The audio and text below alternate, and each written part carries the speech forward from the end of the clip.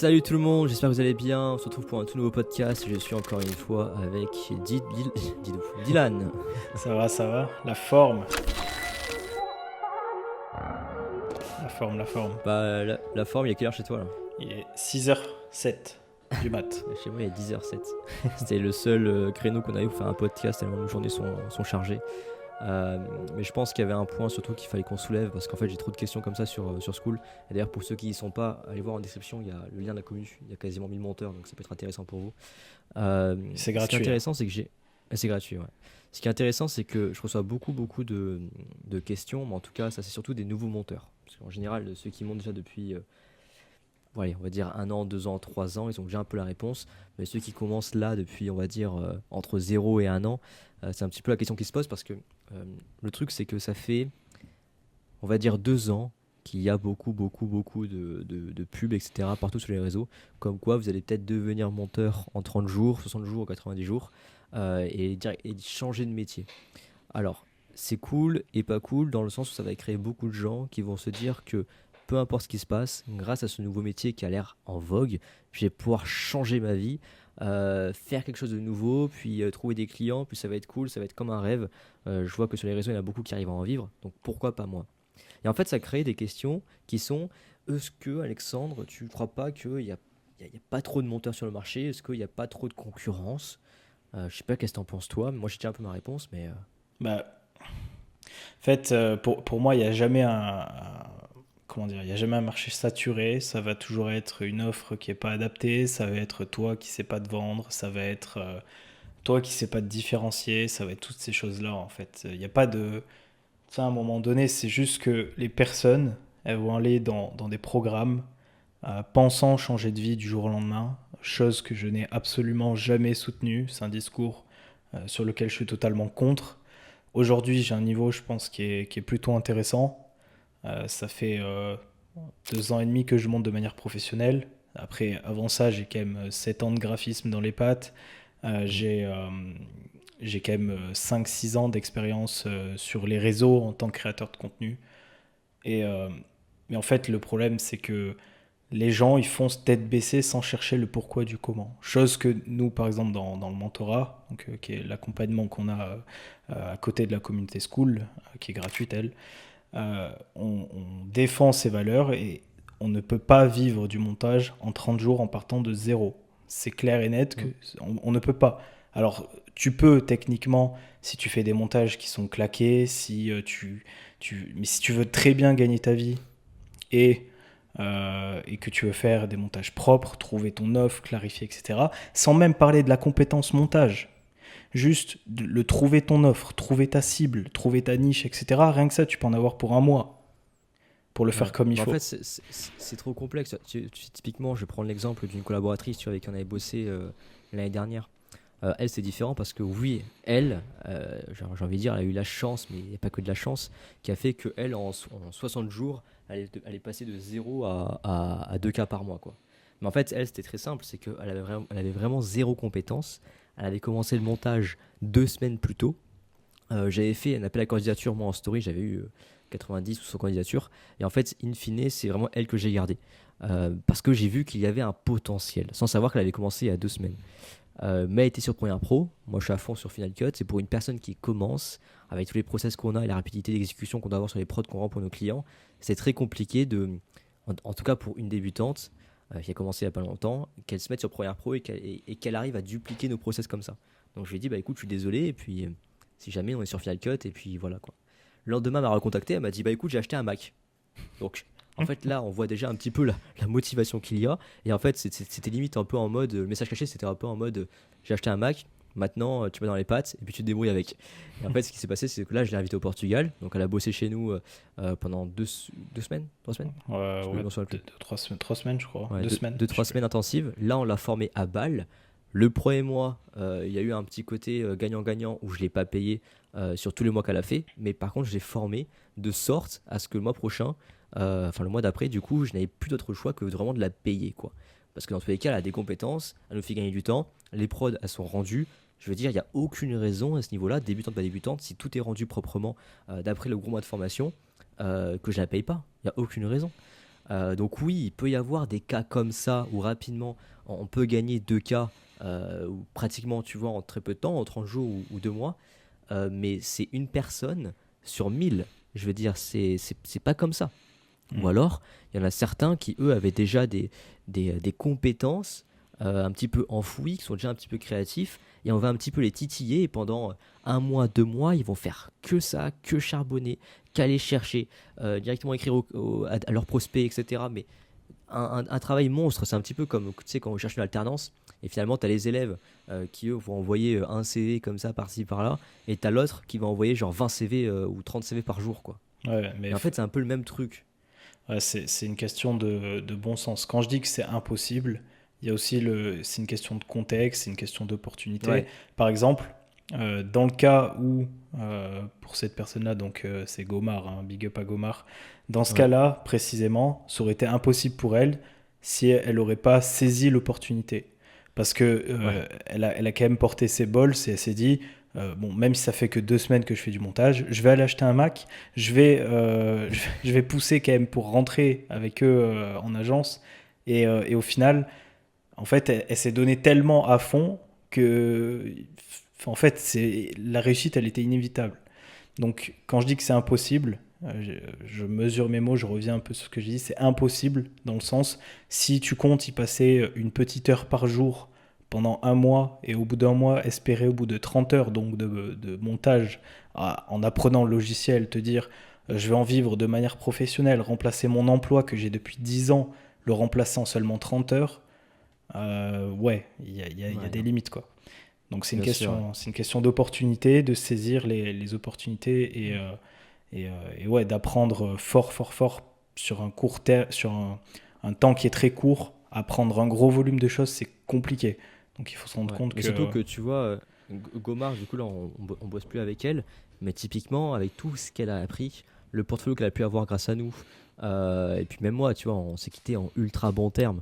Donc au final, j'avais aucun problème que si j'avais un prospect ou quoi qui me disait, j'écoute, j'ai envie de bosser avec toi, mais moi je peux pas, bah j'ai Gomard. Et en fait, finalement, avec les compétences qu'elle a, j'ai aucun doute maintenant que avec ou sans moi, les clients, elle peut les avoir, elle peut les garder, tout se passe bien parce qu'elle sait de quoi elle parle, elle sait comment monter par rapport à différents types de contenus. Et au final, ça l'a beaucoup aidé. Mais en fait, si on se donne pas les moyens, on ne prend pas les opportunités, et on se dit, bah écoute, moi j'ai acheté une formation et tout, faut que je la rentabilise tout de suite. Mais ça marche pas comme ça. En fait, le montage vidéo, tu peux pas être rentable ou tu peux pas gagner ta vie vraiment en 30 jours, 60 jours ou 90 jours en partant de totalement zéro parce qu'il y a trop de choses à apprendre. Genre vraiment, je vois pas comment c'est possible. Et c'est pour ça que du coup, cette promesse-là, moi, ça me plaît pas du tout. Et c'est pour ça que d'ailleurs, je dénonce un petit peu ceux qui la font. Parce qu'au final, ça va créer des gens qui seront dégoûtés au bout de 30 jours, 60 jours ou 90 jours. D'avoir eu l'impression de vouloir changer la vie. Et c'est d'ailleurs pour ça que nous, on a mis les formations première FCPX gratuites. Parce qu'il y a peut-être des gens qui veulent juste se dire, bah, tu sais quoi, je vais apprendre ce métier parce que je vois un peu la lumière et je vais me dire que je vais peut-être gagner ma vie avec. Mais en fait, moi, je la mets gratuite. Dans le sens où, si les gens veulent se former, peut-être se rendre compte au final que c'est pas fait pour eux. Bah, tant mieux. Mais au moins, ils n'auront pas dépensé de la thune dedans. Et si après, par contre, ils veulent augmenter leur workflow, leur productivité, aller beaucoup plus vite, aller beaucoup plus loin, vivre de ça et rejoindre l'accompagnement parce qu'ils savent, qu'ils sont convaincus, ils savent les difficultés qu'il va y avoir, bah nous on a le mentorat. Voilà, c'était un peu vraiment le truc, mais on est sûr au moins que les membres qui viennent nous voir sont pas du tout des membres qui ont vu un petit peu la lumière en se disant c'est sûr qu'avec eux je vais pouvoir en 12 heures, tu vois, commencer à faire 1 million quoi et avoir une Lamborghini. donc euh, ouais, donc c'est un petit peu les gros problèmes quoi. ouais. Mais, Mais aujourd'hui, en fait, si on prend le volume de monteurs, toi, par exemple, tu sais, il y a beaucoup de formations de montage. On promet 3 000 € ouais, en 90 jours, en 85 jours, en 87 jours, enfin peu importe. Aujourd'hui, si toi, tu étais dans ce paquet de monteurs, toi, tu ferais ouais. comment pour sortir justement du lot, hormis que, voilà, si tu as une opportunité, elle se présente, tu essayes de la saisir, parce que ça n'arrive pas à tout le monde. Mais si toi, tu es dans le tas de monteurs, tu ferais comment aujourd'hui pour justement te différencier? Bah, déjà avant juste de répondre à cette question, je pense qu'on a vraiment de la chance d'avoir 90-95% des monteurs sur le marché qui ne sont pas forcément compétents, qui fait que nos prospects sont blindés de messages tous les jours de nouveaux monteurs qui les contactent. Et en fait, bah, du coup, quand ils nous voient en train de proposer une vraie solution avec des prods de qualité et réduire la charge mentale, en fait, ils viennent tout de suite chez nous, quoi. parce qu'ils savent qu'au moins ils n'auront pas à faire des retours chaque fois à leur monteur. Et en fait, je pense que déjà le plus important, c'est juste de suivre des conseils. En fait, c'est con, mais sur l'image clé, moi, ça fait ouais, depuis 2017-2018 que vraiment je monte des vidéos, que je vis de ça. Moi, je suis passionné depuis petit. Et en fait, j'ai vécu beaucoup de trucs. J'ai beaucoup voyagé. Tous mes clients sont entrepreneurs. Et en fait, indirectement, j'ai appris beaucoup.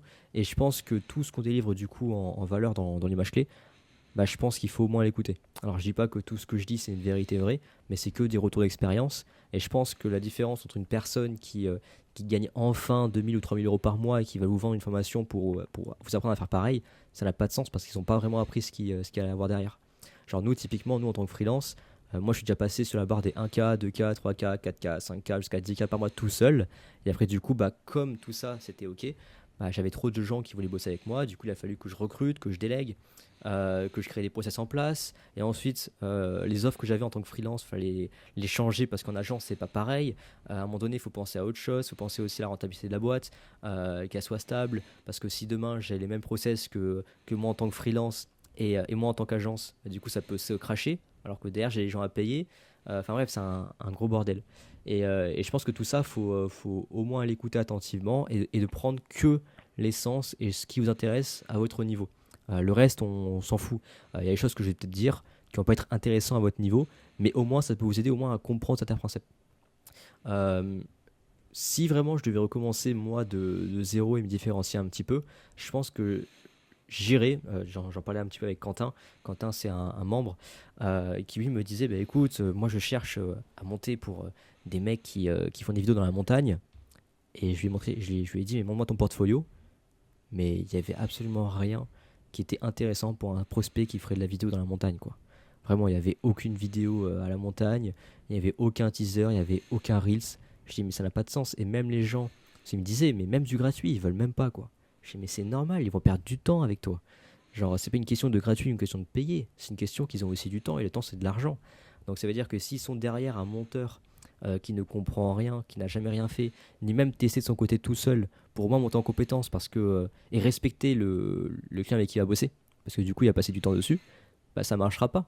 Donc moi je lui ai dit, bah écoute, les 2 premiers mois, focus à fond, je sais pas, genre commence à filmer, va à la montagne, demande-toi ce que tes prospects veulent en termes de contenu, que toi du coup tu pourrais faire pour de un t'entraîner et l'avoir dans ton portfolio pour le présenter ensuite à tes prospects. Et du coup bah, il est parti à la montagne, il a fait un gros vlog, il a aussi fait un teaser de ce vlog, il a aussi fait plein de reels, il fait aussi des reels chez lui pour apprendre parce que du coup le meilleur client qu'il puisse avoir là à l'instant T, bah, c'est lui-même. Voilà.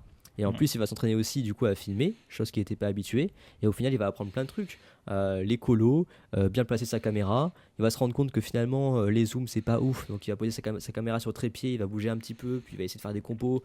Et en fait, il va apprendre tout ça, mais genre indirectement. Il va aussi devoir monter ça. Il va aussi se challenger aussi pour se dire, bah, écoute, il faut qu'en 5 jours, je puisse avoir produit le vlog, les reels et le teaser. Au moins, il peut se mettre aussi en condition de comment ça pourrait se passer avec un client qui veut des vidéos rapidement. Et il teste. Et ça alimente son portfolio, ses connaissances, ses compétences. Et puis dans 1 mois, 2 mois, il sera dans le bain pour peut-être commencer à vendre ses services, alors qu'il y a 1 mois, c'était impossible. Ah, J'aurais fait ça. je suis d'accord. Je suis d'accord. En fait, Et le problème, c'est que face à la concurrence aujourd'hui, alors tout dépend de ta situation personnelle, bien évidemment, mais t'es pas assez différenciant dans le sens où t'attends que tout te tombe dans l'assiette. Donc aujourd'hui, par exemple, pour Quentin, alors il a une petite caméra, tu vois, il n'a pas du matos hollywoodien, mais tu vas toujours avoir des excuses. Oui, je peux pas filmer parce que j'ai pas de caméra. Je peux pas filmer parce que j'ai pas de micro. Mais en fait, à un moment donné, tu as des écouteurs Apple à 15 ou 20 balles, tu as un iPhone dernier modèle qui fait le meilleur taf qu'une caméra à 3000 balles. Mais en fait, tu as tout ce qu'il te faut dans ta poche. Et aujourd'hui, ouais. en fait, tu es en capacité, techniquement, d'aller créer pour toi, de te créer une image, de te constituer un portfolio solide, même si c'est que toi dedans, on s'en fout. Mais l'idée, c'est déjà de te créer quelque chose. Deuxièmement, ça va être d'avoir plus de culot, aller voir les gens, pousser les portes et te sortir les doigts du derrière. Parce que, en fait, ce que les gens ne comprennent pas, et je pense que c'est ça un élément différenciant de la concurrence, c'est qu'aujourd'hui, tout le monde va faire le même style de montage. C'est super, hein, c'est magnifique, c'est super animé, c'est waouh. Tout le monde va se concentrer sur la colo, sur le machin, c'est incroyable. Mais aujourd'hui, ce qui paye, c'est d'aller pousser les portes. Et on en parlait, Gomar, aujourd'hui, donc on ne travaille plus avec, mais elle, donc, quand elle s'est lancée en freelance, elle a créé son compte. Elle a mis genre 30 posts sur son compte. Peut-être Alex pourra mettre un truc au montage. Elle a mis genre 30 posts sur son compte. Et elle a suivi toutes les personnes. C'est quoi? Toutes les personnes qui nous suivaient, je crois. Qui me suivaient. Et Genre qui te vraiment, suivaient à il y avait toi. des gens là, et ma soeur et tout, quoi. Je fais what? Et au final, elle a poussé les portes. Elle y allait au culot. Et en fait, pourquoi cette personne, depuis le début, elle réussit ce qu'elle entreprend? Ben parce que cette personne, elle y va franco, elle fait les choses franchement. Elle tourne pas par quatre chemins, elle fait pas des excuses à gauche, à droite. Non, quand il y a une tâche à faire, elle la fait. Genre, elle prend sa hache et elle va abattre l'arbre et c'est tout ce qui compte. Et en fait, aujourd'hui, le problème, c'est qu'on apprend des techniques de montage, on apprend des manières de prospecter, etc. Mais la vérité, c'est qu'aujourd'hui, le seul truc qui te manque, c'est de te bouger le cul. C'est-à-dire que aujourd'hui, t'es à peut-être une, deux, trois prospections de pouvoir en vivre confortablement. T'es peut-être à un ou deux tutos de savoir monter beaucoup mieux. T'es peut-être à un podcast de comprendre quelque chose clé dans le montage que t'as pas encore compris. Mais pour ça, il faut pousser les portes et mettre en application. Aujourd'hui, le problème, c'est que tu vas apprendre des techniques de base, tu vas prendre un message et bêtement le copier-coller, sans essayer d'autres méthodes, sans essayer d'autres variantes, sans essayer d'appeler au téléphone parce que tu as peur. Et en fait, le problème, c'est que imagine-toi que dans une formation où il y a 1000, 1500, 2000 personnes, ben, il y a 1499 autres personnes qui font exactement la même chose que toi, dans la même niche que toi, avec le même style de montage que toi. Comment tu te différencies? Ben, c'est simplement en étant toi-même, mais en déverrouillant quelques petites barrières. Le prospect, il mange pas. Par contre, nous, par exemple, dans la niche entrepreneur, les prospects, ils en ont marre d'avoir des «Salut, je suis monteur, j'aime ton contenu, mais par contre, je pense que je pourrais t'aider». Mais en fait, Et en plus, ils envoient direct un dossier Drive et le portfolio, mais qu'est-ce qu'on en a à foutre? ouais, genre en fait, ce que tu oublies la plupart du temps, c'est que les réseaux sociaux, ça sert à réseauter. Donc, à quelle heure en Mais fait? surtout, moi, moi- Ouais. moi, quand je vois, tu vois, avec l'agence, on n'a même pas de site web. Alors moi, quand je vois des monteurs, tu vois, en train de se casser le cul pour juste faire un portfolio sur Bento ou autre, mais genre sans s'occuper de leur image ou quoi, moi je fais, mais je comprends pas. Genre même nous, on n'a pas de portfolio. Genre on n'a même pas de portfolio. Genre on n'avait Mm. pas un site. Un client lui demande un portfolio, on n'en a pas. Je crois que, ou peut-être il doit y avoir un lien Drive qui doit traîner, je pense. Il doit y avoir un Ouais. lien Drive qui doit traîner avec quelques ads VSL et tout qu'on a fait. Mais sinon, on a tout mis sur Insta parce que de toute façon, quand quelqu'un par exemple dit bah écoute, moi je bosse avec Endorphins, regarde sur Insta, et un client peut être, enfin un prospect peut être presque closé ou chaud, rien qu'en voyant le compte Insta, s'il est propre et qu'il répond déjà un petit peu à ses questions, il voit un petit peu la vie de l'agence, les clients avec qui on travaille, quelques prods par-ci par-là, mais il n'y a pas besoin de se casser le cul à vouloir faire un bento ou autre. De toute façon, le bento, il peut avoir de. Personne ne va le découvrir. S'il voulait avoir du trafic sur le bento, il faut le montrer aux gens. Et du coup, ça veut dire que si vous faites un truc comme ça, vous allez être juste mis en concurrence avec tous les autres qui ont juste un portfolio. Et du coup, vous allez être juste en concurrence avec ceux qui montrent que de la technique. Mais vous, par contre, en tant que personne, en tant qu'humain, on s'en fout. Bah ouais, ouais. C'est En dommage. fait, sans développer ton image à la base, donc par exemple Instagram, tu développes pas ton profil, ça veut dire qu'il y aura ta photo de profil qui peut-être est pas optimisée, et il va y avoir Ouais. le lien vers ton portfolio et quoi en fait. C'est-à-dire que Et personne, si, personne ira le voir. si ton profil déjà il plaît pas, bah, personne va cliquer sur ton lien, déjà à la Bon, base, ça va être que des clients chiants. Des clients chiants qui vont pas payer. Et les clients qui payent le moins sont les clients les plus chiants, hein, d'ailleurs. et inversement. Donc voilà. Et moi, comme j'aime bien dire aussi, le nombre de clients qui sont prêts à payer genre 1000, 2000 euros par mois pour des prestats, il y en a plein. Donc il y en a plein qui galèrent juste à faire 500 ou 1000 euros par mois. Alors que ça peut juste être un seul client. Et moi, quand je vois ceux qui se cassent le cul à aller dans tous les Discord pour trouver des clients, je comprends pas. Vous allez avoir que des clients nuls, quoi. Genre Mm. vraiment, c'est pour 20 balles une vidéo, vous allez passer 3 jours dessus. Et en plus, vous aurez tellement de somme d'avoir passé autant de temps que les 20 balles, vous allez les chercher absolument. Et si le client vous paye pas, bah miskin quoi, pour 20 balles. Mm. Donc c'est pas comme ça qu'on bosse. Donc en gros, Voilà. pour bien finir l'épisode, ce serait quoi un peu les deux, trois points à retenir si vraiment tu veux te différencier? Travailler son image. Moi, j'aime bien le fait d'avoir deux passions. Genre, par exemple, tu peux être fan de voitures de ouf et être bon en vidéo. Et au final, en combinant les deux passions, tu pourras vraiment être le meilleur dans ces deux passions, justement. Le vidéaste, vraiment pour les voitures. Pareil pour tout ce qui va être restauration. Tu peux être un excellent vidéaste pour toute vidéo, genre type restauration, et être le meilleur dans ce domaine-là. En fait, il faut vraiment se dire que ce qui va payer dans le long terme, c'est de faire vraiment des vidéos qui te plaisent à toi et sur lesquelles tu gagnes aussi ta vie, tu vois. Mais en fait, à faire des trucs qui te plaisent pas, tu vas juste courir après des clients et tout. Et en fait, les 90% des monteurs qui n'arrivent pas à gagner leur vie, je leur donne encore 2 ans, 3 ans pour changer de métier, quoi. Vraiment, Ouais. ils vont Ouais. changer. Et en fait, le marché va se réguler à nouveau, c'est tout. Bon, on fera un épisode dédié sur ça parce que j'en discute avec Mm. Juliette qui est dans le mentorat. Bon, elle est plus Ouais, côté community manager, mais c'est intéressant. ouais, Le fait de. En fait, j'explique rapidement, mais on rentrera plus dans le détail dans un prochain épisode. Mais en gros, elle voulait se créer une image sur Instagram avec un truc très conformisme. Tu vois, très Instagram, girl, boss, chic, machin. Donc c'est stylé. Mais en fait, elle m'a mis d'autres inspirations dans son mood board qui n'avaient rien à voir. Et en fait, elle a voulu rentrer dans une norme, alors qu'en réalité, ouais. en rentrant dans cette norme, elle va attirer que des clients qui ne lui ressemblent pas. Si ces clients ne lui ressemblent pas, il y a soit les clients qui vont péter un câble, soit elle. Et dans, allez, 3 mois, la collaboration, elle est finie, elle n'a plus de clients. Mais, Donc en mais c'est comme gros, ça qu'on fait nous aussi avec le Vitrian Club, tu vois, le podcast, etc., l'image clé. On essaye au maximum de donner de la value intéressante et qui vont nous permettre aussi d'attirer que des monteurs ou des gens qui veulent devenir monteurs intéressants et qui savent que c'est pas en claquant les doigts qu'on va pouvoir devenir monteur et gagner sa vie. Et au moins tous les gens qui ont ce truc en mode ah merde putain ça m'intéresse pas pourquoi j'écoute ce podcast, moi je veux apprendre un effet, tu vois. Ben, on s'en fout, c'est pas eux qu'on veut attirer. hmm, On a rien à foutre. exact. Et voilà, c'est tout. Exact. Si on peut, je peux donner un dernier conseil, pardon. Bien sûr. Allez-y au culot, foncez, faites et pensez un peu les choses différemment de ce que font les 1499 autres personnes dans votre formation.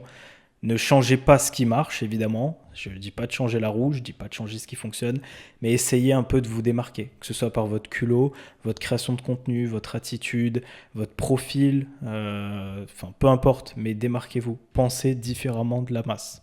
C'est super, super important. Sans vous casser la tête à faire des trucs trop complexes, mais simplifiez vos process, simplifiez un maximum de choses et concentrez-vous sur l'essentiel et poussez des portes. Et c'est ça qui va vraiment vous ouvrir au final un marché et qui va vous débloquer de la concurrence, quoi, parce qu'il n'y a pas de marché saturé. Exactement. Et bien merci beaucoup Didou. Avec On se plaisir. retrouve pour un tout nouveau podcast. N'hésitez pas pareil à vous abonner, c'est hyper important et d'aller voir dans la description. Il y a le lien pour joindre le school, la commu. Et voilà. Et Ciao ciao tout le monde. pour ceux qui veulent aller plus loin, le mentorat, bien évidemment. Yes.